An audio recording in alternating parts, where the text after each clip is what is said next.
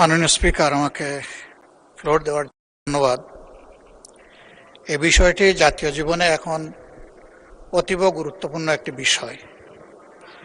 প্রেসিডেন্টের ভাষণের উপরে বক্তব্য অব্যাহত আছে, এটা থাকবে, এটা চলবে।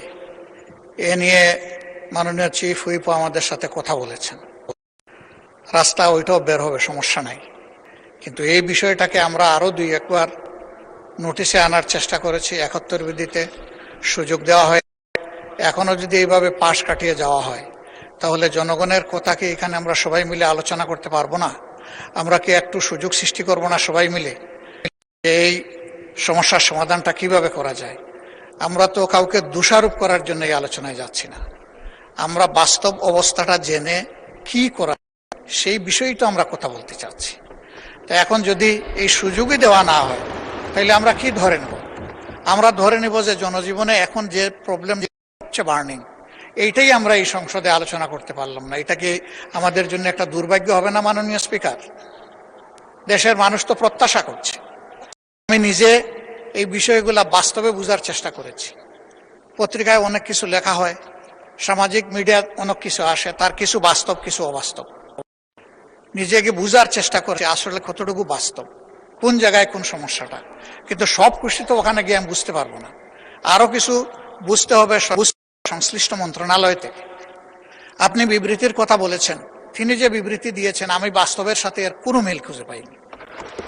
তা সে বিবৃতি দিয়ে কি হবে? এই বিবৃতিতে কি সমস্যার সমাধান হবে? একদিকে বলা হচ্ছে তেলের কোনো সংকট নাই, আরেকদিকে বাস্তবে কি ঘটতেছে সেটা তো সম্পূর্ণ ভিন্ন। এবং দেখতে নিয়ে দারুণ অসন্তোষ মানুষের মধ্যে।